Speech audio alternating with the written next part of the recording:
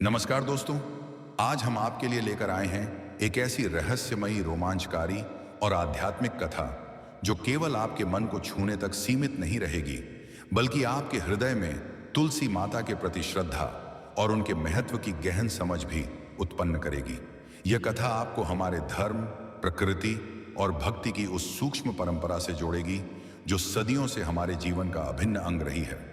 Video देखने से पहले आपसे विनम्र अनुरोध है, कृपया हमारे चैनल को सब्सक्राइब करें, इस वीडियो को लाइक करें और यदि यह विषय आपको रुचिकर लगे तो इसे अपने मित्रों और परिवारजनों तक अवश्य पहुंचाएं, क्योंकि जब हम एक दूसरे के साथ ज्ञान और भक्ति साझा करते हैं तभी उसका सच्चा फल मिलता है।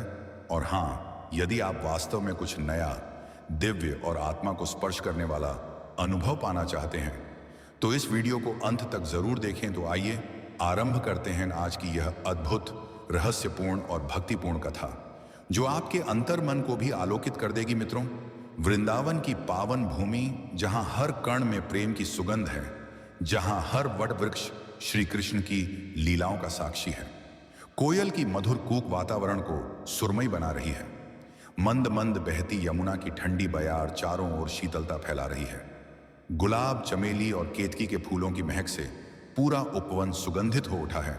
उस अनुपम बाग के बीचों बीच एक सुंदर चबूतरे पर राधा और श्री कृष्ण विराजमान हैं। श्री कृष्ण ने पीतांबर धारण किया है, सिर पर मोरपंख का मुकुट दमक रहा है और बांसुरी उनकी गोद में विश्राम कर रही है। राधा रानी लाल चुनर में सजीव सौंदर्य की मूर्ति लग रही है। उनकी आंखों में शुद्ध जिज्ञासा और गहराई है।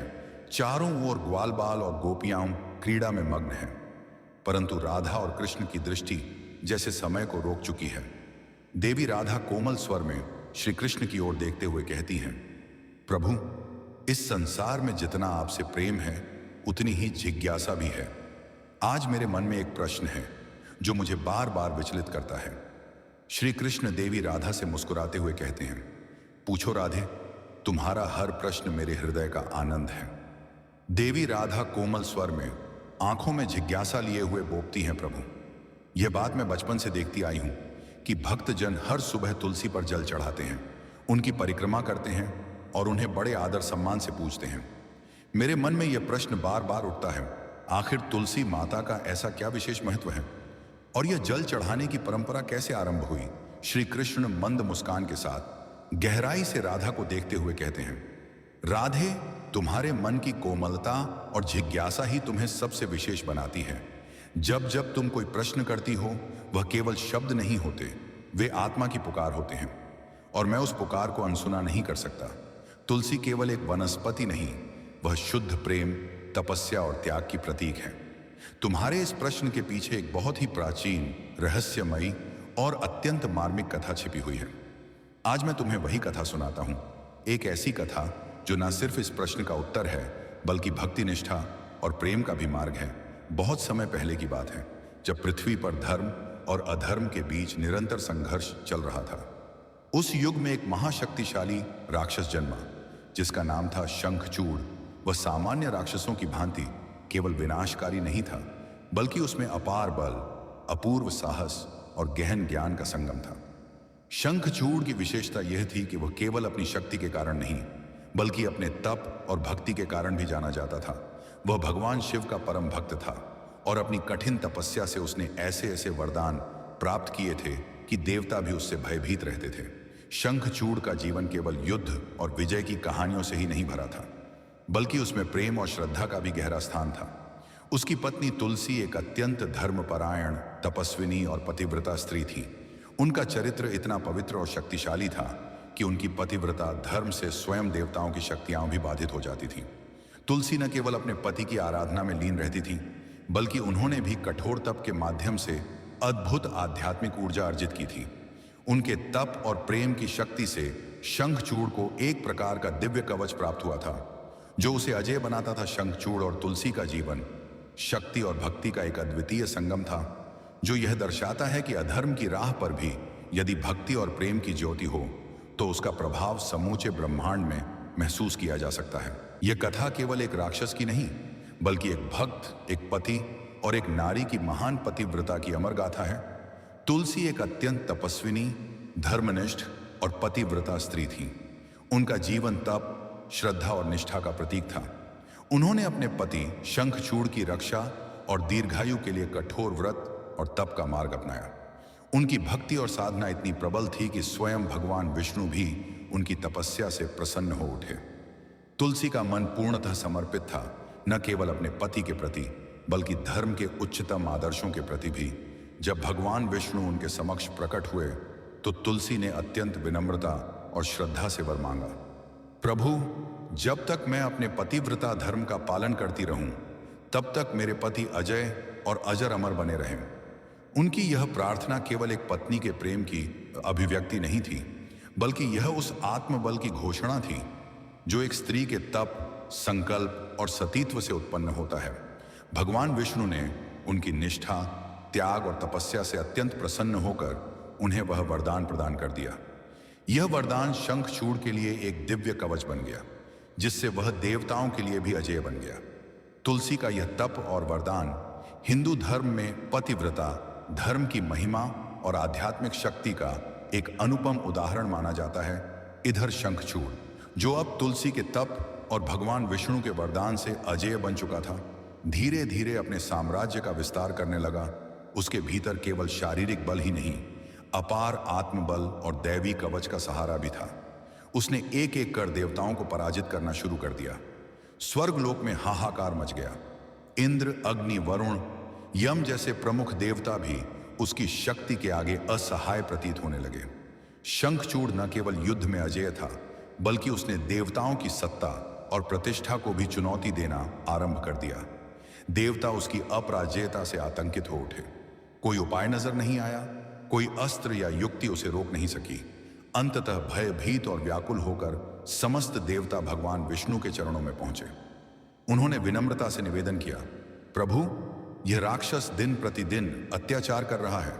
वह हमारी शक्तियों को चुनौती दे रहा है और धर्म की मर्यादा का उल्लंघन कर रहा है।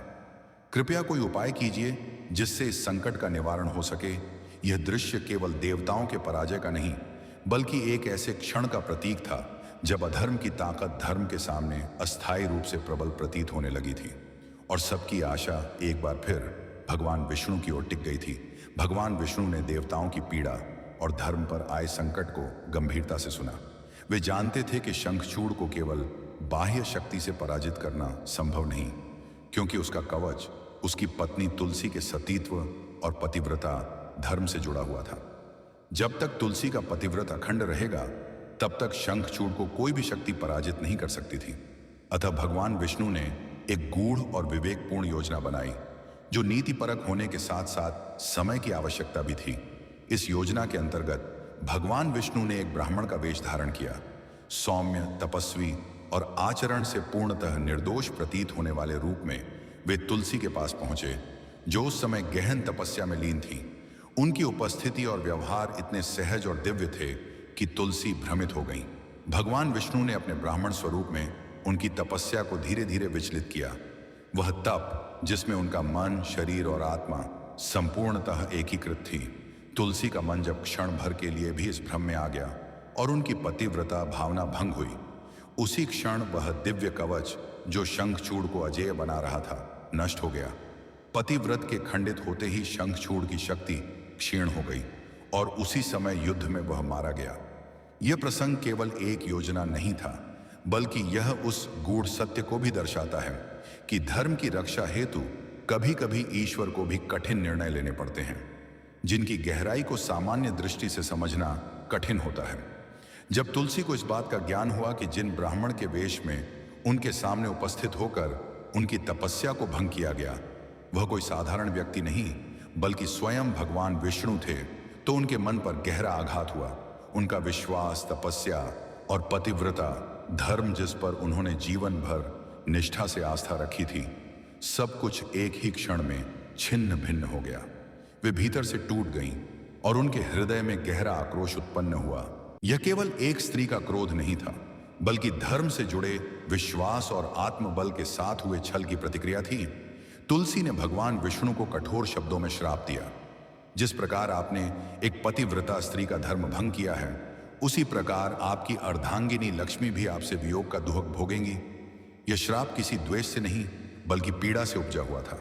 इसके पश्चात वे अत्यंत दुखी होकर वहीं भूमि पर गिर पड़ी और संसारिक मोह को त्यागते हुए अपना शरीर छोड़ दिया। यह दृश्य अत्यंत मार्मिक था, जहां एक सती धर्म की रक्षक प्रेम और विश्वास के टूटने से व्यथित होकर अपना शरीर त्याग देती है। भगवान विष्णु, जो सर्वज्ञ और करुणामय हैं, इस घटना से अत्यंत भावुक हो उठे।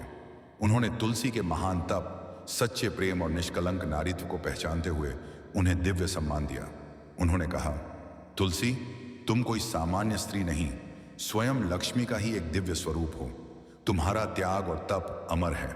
अब से तुम्हारा रूप धरती पर एक पवित्र वनस्पति के रूप में रहेगा। तुम्हारे पत्ते मेरी पूजा में अनिवार्य माने जाएंगे और जब जब भक्त मुझे जल अर्पण करेंगे, वे तुम्हारी स्मृति में अर्पण करेंगे। तुम भक्ति, पवित्रता और पतिव्रता की प्रतीक बनकर युगों युगों तक पूजी जाओगी। इस प्रकार तुलसी केवल एक स्त्री नहीं रही, वे सनातन धर्म में आस्था, नारी शक्ति और भक्ति का जीवन प्रतीक बन गई। राधा ने जब श्री कृष्ण से तुलसी के महत्व के विषय में सुना तो उनकी आंखों में आश्चर्य और जिज्ञासा एक साथ झलकने लगी। वे भाव विभोर होकर पूछ बैठी, क्या तुलसी वास्तव में देवी लक्ष्मी का ही रूप है?